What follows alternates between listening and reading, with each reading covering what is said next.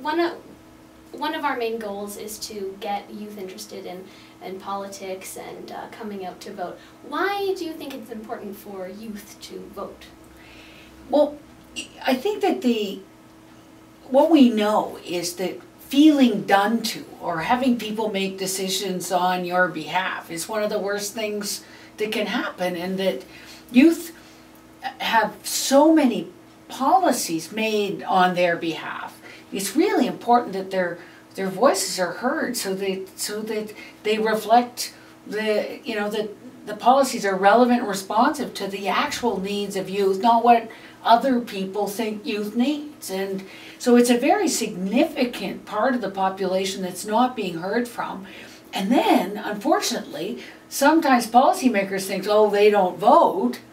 so we can do what we want because they're not going to vote anyway, which is the same, I think, that even with First Nations, Inuit, Métis, that when policymakers think, oh, well, they never vote, that then somehow things happen that really aren't in the best interests, and because the question that sometimes policymakers make or political parties make is there's no votes in that. So if there's no votes in doing the right thing for youth, doing the right thing for First Nations, Inuit, Métis, doing the right thing, for other people, tenants, or other people that are viewed to not maybe vote as often or as consistently as maybe seniors or the sort of more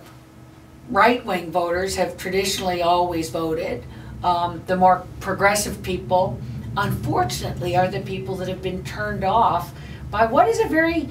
consistent campaign began with the Republicans in the U.S., this voter suppression, the stealingdemocracy.com, where by continuing to repeat all government's bad, all politicians bad, pox on all their houses, why would you even bother voting, it doesn't matter if you vote, they're all just the same,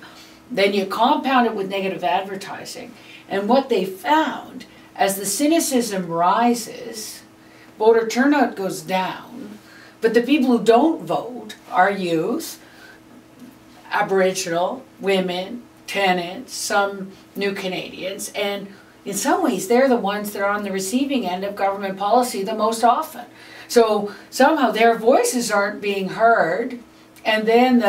what we lovingly refer to the perma-mad people on the right always vote, and the government more likely reflects their needs rather than the needs of people, particularly youth and the Indigenous population. So then is it 100% to blame on the policymakers that are making this happen, or like are youth not voting, is that deliberate, or is there some blame to be put on young people as well for not getting themselves involved? Well, I always think of what happened with tobacco. That with tobacco, there was a view that if we just shook our fingers at youth and said, you're going to get cancer, you're going to get heart disease, you're going to get,